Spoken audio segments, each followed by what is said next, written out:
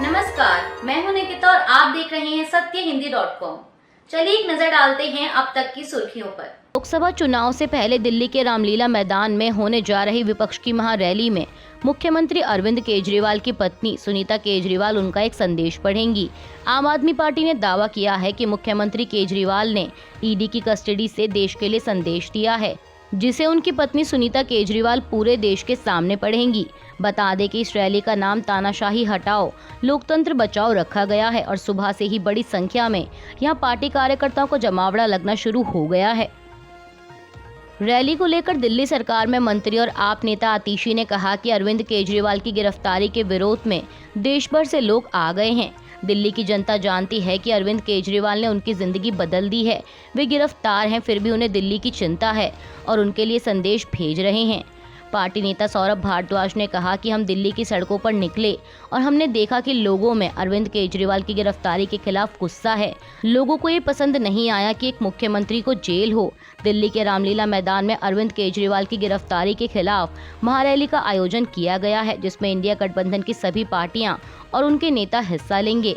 इस रैली के माध्यम से देश में एक बड़ा संदेश जाएगा और ये भाजपा के लिए एक बड़ी चुनौती होगी। इसके अलावा आप नेता दुर्गेश पाठक ने कहा कि केंद्रीय एजेंसियों का दुरुपयोग किया जा रहा है और आज पूरा देश इसके खिलाफ इकट्ठा हुआ है। हम सब यह बताने के लिए इकट्ठा हुए हैं कि देश संविधान के हिसाब से चलेगा, न कि वसूली गैंग के हिसाब से। केंद्र की सत्तारूढ़ बीजेपी के खिलाफ हुंकार भरने के लिए विपक्षी गठबंधन इंडिया पूरी तरह से तैयार है। इंडिया गठबंधन आज 31 मार्च रविवार को महंगाई, बेरोजगारी, गैर बराबरी और अरविंद केजरीवाल समेत विपक्षी दलों के नेताओं पर केंद्रीय जांच एजेंसियों के दुरुपयोग के खिलाफ दिल्ली के रामलीला मैदान में महारैली करेगा। कांग्रेस नेता जयराम रमेश ने कल शनिवार को जानकारी देते हुए बताया कि रैली की तैयारी पूरी जोरों पर है। रैली में आम आदमी पार्टी और कांग्रेस नेताओं समेत Shiv Sena, UBT, Samajwadi party, NCP, Sharad Pawar गुट, तृणमूल कांग्रेस, झारखंड मुक्ति मोर्चा और डीएम के नेता समेत अन्य कई विपक्षी दल शामिल होंगे। जयराम रमेश ने कहा कि ये लोकतंत्र बचाओ रैली है। ये देश में महंगाई, बेरोजगारी और बढ़ती आर्थिक गैर बराबरी के खिलाफ है। ये रैली विपक्षी दलों के नेताओं को गिरफ्तारी के जरिए निशाना बनाए जाने पर भी सवाल करेगी।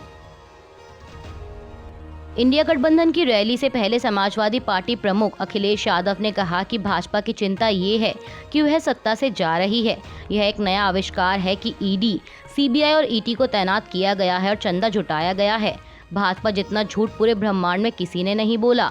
अरविंद केजरीवाल की गिरफ्तारी के बाद पूरी दुनिया में भाजपा की आलोचना हो रही है। वहीं आम आदमी पार्टी नेता गोपाल राय ने कहा कि भाजपा की केंद्र सरकार तानाशाही पर उतारू है।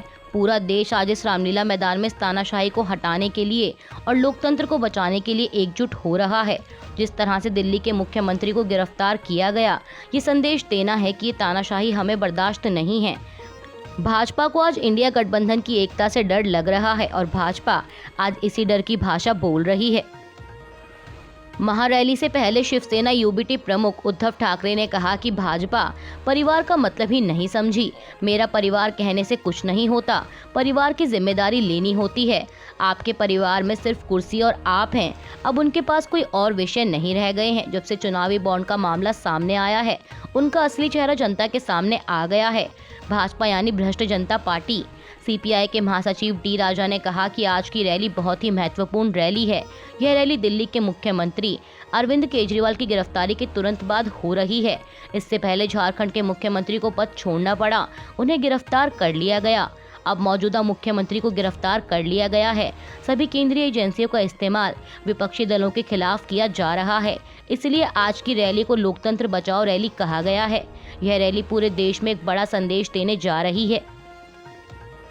विपक्षी गठबंधन इंडिया की रैली को लेकर भाजपा भी लगातार हमलावर है। इसी कड़ी में भाजपा सांसद सुधांशु त्रिवेदी ने कहा कि यह लोकतंत्र बचाओ रैली नहीं, बल्कि असल में यह परिवार बचाओ भ्रष्टाचार छुपाओ रैली है। उन्होंने विपक्षी दलों पर तीखा प्रहार करते हुए कहा कि आज सभी राम विरोधी रामलीला मैदान में एकत्र हो रहे हैं। आज यह कहा जा सकता है कि ये सभी पार्टियां जो राम मंदिर की विरोधी थीं, जिन्होंने हिंदू धर्म के सामूहिक विनाश जैसे संकल्प लिए, अपने पुराने अपराधों को छुपाने के लिए कई हिंदू धर्म के देवी देवताओं पर आपत्तिजनक टिप्पणियां की, वे अपने भ्रष्टाचार के पुराने अपराधों को छिपाने के लिए आज रामलीला मैदान में इकट्ठा हो रहे हैं। मुझे लगता है कि अगर इसे एक शब्द में कहा जा सकता है तो हिंदी में एक कहावत है, चोरी ऊपर से सीना चोरी। वहीं बीजेपी प्रवक्ता शहजाद पूनावाला ने कहा कि यह कुछ और नहीं बल्कि भ्रष्टाचार बचाओ आंदोलन है। प्रधानमंत्री नरेंद्र मोदी ने आज रविवार 31 मार्च को 1970 के दशक में कच्चातीवू द्वीप को श्रीलंका को देने के लिए कांग्रेस की आलोचना की। पीएम मोदी ने एक न्यूज आर्टिकल शेयर करते हुए उन घटनाओं का विस्तृत विवरण दिया जिसकी वजह से ये आइलैंड श्रीलंका को दे दिया गया। उन्होंने एक्स पर यह आर्टिकल शेयर करते हुए लिखा कि आंखें खोलने वाले और चौंका देने वाले नए तथ्यों से पता चलता है कि कैसे कांग्रेस ने बेरहमी से कच्चातीवू को दे दिया। इससे हर भारतीय नाराज है और लोगों के मन में यह बात बैठ गई है कि हम कभी भी कांग्रेस पर भरोसा नहीं कर सकते। पीएम मोदी ने कांग्रेस पर भारत की एकता को कमजोर करने का आरोप लगाते हुए आगे कहा कि भारत की एकता, अखंडता और हितों को कमजोर करना कांग्रेस का 75 वर्षों से काम करने का तरीका रहा है। राष्ट्रीय शोषित समाज पार्टी प्रमुख स्वामी प्रसाद मौर्य ने भी अब लोकसभा चुनाव लड़ने का ऐलान कर दिया है। उन्होंने अपने सोशल मीडिया पर इसकी जानकारी दी। जानकारी के मुताबिक इंडिया गठबंधन के साथ बात नहीं बन पाने के कारण अब वह कुशीनगर लोकसभा सीट से चुनाव लड़ेंगे। मौर्य ने अपने सोशल मीडिया पर एक पोस्ट में लिखा कि राष्ट्रीय शोषित समाज पार्टी के गठन दिनांक 22 फरवरी से लेकर आज तक निरंतर इंडिया गठबंधन को जिताने और मजबूत बनाने का प्रयास करता चला आ रहा हूँ। इस बीच इंडिया अलायंस में सम्मिलित यूपी की दोनों बड़ी पार्टियों के नेताओं से मेरी वार्ता भी हुई और उनकी अपेक्षाओं के अनुरूप मैंने 5 नामों की लिस्ट भी भेजी और मैं प्रतीक्षा करता रहा कि उस पर निर्णय कर इन्हीं दोनों पार्टियों की ओर से तय किए गए नामों की घोषणा भी हो, किंतु आज तक कोई घोषणा नहीं हुई। इसलिए अब लंबे समय के इंतजार के बाद लोकसभा कुशीनगर की जनता की मांग को देखते हुए कुशीनगर की जनता के सम्मान, स्वाभिमान व विकास का संकल्प लेकर मैं कुशीनगर लोकसभा के प्रत्याशी के रूप में वहां से जनता को समर्पित कर रहा हूं तथा देवरिया लोकसभा में राष्ट्रीय शोषित समाज पार्टी के प्रत्याशी SN चौहान होंगे और शेष नामों की घोषणा भी जल्द ही की जाएगी। लोकसभा चुनाव के लिए बीजेपी ने कल 30 मार्च को अपने 11 उम्मीदवारों की 8वीं लिस्ट जारी की। इस लिस्ट में पार्टी ने 3 राज्यों ओडिशा, पंजाब और पश्चिम बंगाल की 11 सीटों पर उम्मीदवारों की घोषणा की है। वहीं इस लिस्ट में गौर करने वाली बात यह है कि बीजेपी ने पंजाब की गुरदासपुर सीट से मौजूदा सांसद और बॉलीवुड अभिनेता सनी देओल का टिकट काट दिया है। सनी देओल की जगह पार्टी ने दिनेश सिंह उर्फ बब्बू को उम्मीदवार बनाया है। इसके अलावा बीजेपी ने हाल ही में दूसरे दलों से आए नेताओं पर भी भरोसा जताया है। इसमें आम आदमी पार्टी से आए सुशील कुमार रिंकू, 4 दिन पहले कांग्रेस छोड़कर बीजेपी में शामिल हुए रवनीत सिंह बिट्टू और हाल ही में बीजेडी छोड़कर बीजेपी में शामिल हुए भर्तृहरि महताब को भी टिकट दिया गया है। और इसी के साथ समाचार एजेंसी PTI के मुताबिक बीजेपी अब तक 411 सीटों पर अपने उम्मीदवारों की घोषणा कर चुकी है। लोकसभा चुनाव से पहले राजनीतिक दलों का एक से दूसरे गठबंधन में जाना या फिर नया गठबंधन बनाना लगा हुआ है। इसी कड़ी में अब खबर है कि यूपी में समाजवादी पार्टी को झटका देने की तैयारी कर रही अपना दल कमेरावादी पार्टी की नेता पल्लवी पटेल असदुद्दीन ओवैसी के नेतृत्व वाली AIMIM के साथ मिलकर चुनाव लड़ेंगी। आज दोपहर को लखनऊ में होने वाली संयुक्त प्रेस कॉन्फ्रेंस में इस पर औपचारिक मुहर लगेगी। खबरों के मुताबिक इस गठबंधन द्वारा यूपी की 2 दर्जन से अधिक सीटों पर प्रत्याशी उतारने की तैयारी है।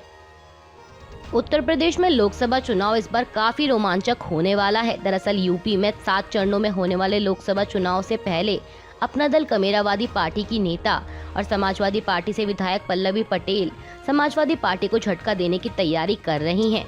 मीडिया रिपोर्ट्स के मुताबिक पल्लवी पटेल की समाजवादी पार्टी के PDA को टक्कर देने के लिए PDM यानी पिछड़ा दलित मुस्लिम नेताओं को एक मंच पर लाने की कोशिश है।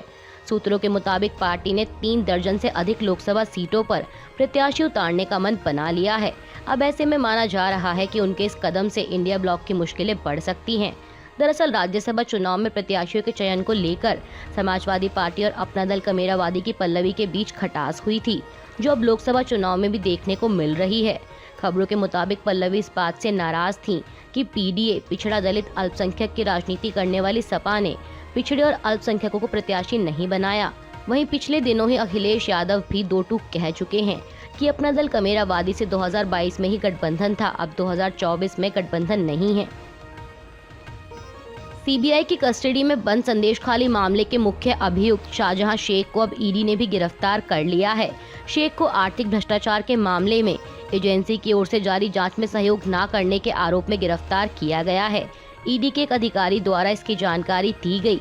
आपको बता दें कि शाहजहां शेख की है तीसरी गिरफ्तारी है। इससे पहले उनको राज्य पुलिस और सीबीआई ने गिरफ्तार किया था। ईडी के सूत्रों ने बताया कि शाहजहां से आर्थिक भ्रष्टाचार से संबंधित मामले में पूछताछ की गई, लेकिन उन्होंने ईडी के सवालों का संतोषजनक जवाब नहीं दिया, जिसके बाद जांच एजेंसी ने उन्हें गिरफ्तार कर लिया। देश में होने वाले लोकसभा चुनाव से पहले राजनीतिक दलों के बीच आपसी बयानबाजी का दौर जारी है। इसी कड़ी में असम के मुख्यमंत्री हिमंता बिस्वा शर्मा ने AIUDF चीफ बदरुद्दीन अजमल पर कटाक्ष करते हुए कहा कि अगर धुबरी सांसद दोबारा शादी करना चाहते हैं तो उन्हें अब शादी कर लेनी चाहिए, क्योंकि चुनाव के बाद असम में समान नागरिक संहिता लागू हो जाएगी। अगर वह उसके बाद शादी करते हैं तो उन्हें गिरफ्तार कर लिया जाएगा। मुख्यमंत्री ने आगे कहा कि अगर उन्होंने हमें न्योता दिया तो हम भी जाएंगे, क्योंकि अभी ऐसा करना गैर कानूनी नहीं है। हालांकि जहां तक मुझे पता है तो उनकी एक पत्नी है, वह चाहे तो दूसरी या फिर तीसरी बार भी शादी कर सकते हैं, लेकिन चुनाव के बाद हम बहुविवाह पर रोक लगा देंगे। इसका ड्राफ्ट भी तैयार है। दरअसल आपको बता दें कि धुबरी निर्वाचन क्षेत्र से फिर से चुनाव लड़ने जा रहे बदरुद्दीन अजमल ने कहा था कि कांग्रेस के लोग कह रहे हैं कि मैं बूढ़ा हो गया हूं, लेकिन मेरे पास अभी भी इतनी ताकत है कि मैं शादी कर सकता हूं। यदि मुख्यमंत्री ना चाहें तो भी मैं ऐसा कर सकता हूं, यही मेरे पास ताकत है। अक्सर वीडी सावरकर के खिलाफ टिप्पणी करने वाले कांग्रेस नेता राहुल गांधी पर महाराष्ट्र के उप मुख्यमंत्री देवेंद्र फडणवीस ने पलटवार किया है। दरअसल राष्ट्रीय शहीद दिवस के मौके पर यानी 22 मार्च को सावरकर की जिंदगी पर आधारित एक फिल्म स्वतंत्र वीर सावरकर रिलीज की गई। खबरों के मुताबिक इस फिल्म को दर्शकों को काफी प्यार मिल रहा है। इस बीच फिल्म की स्क्रीनिंग पर देवेंद्र फडणवीस ने कहा कि कांग्रेस नेता राहुल गांधी को वीर सावरकर को पढ़ना चाहिए, तभी वह उनके बारे में आधारहीन बातें करना छोड़ेंगे। उप मुख्यमंत्री ने कहा कि मेरा मानना है कि राहुल गांधी ने सावरकर के बारे में ना तो पढ़ा है और ना ही उन्हें समझने की कोशिश की है। यही कारण है कि वह उनके बारे में आधारहीन बयान देते हैं। मैं राहुल गांधी से अपील करता हूं इस फिल्म को देखने के लिए, और अगर वह इसे देखने के इच्छुक हैं तो मैं अपने पैसे से उनके लिए पूरा थिएटर बुक कर दूंगा। शायद तब वह सावरकर के बारे में आधारहीन बयान देना बंद कर देंगे। अभी के लिए बस इतना ही। बाकी की खबरों के लिए बने रहिए सत्यहिंदी.com के साथ।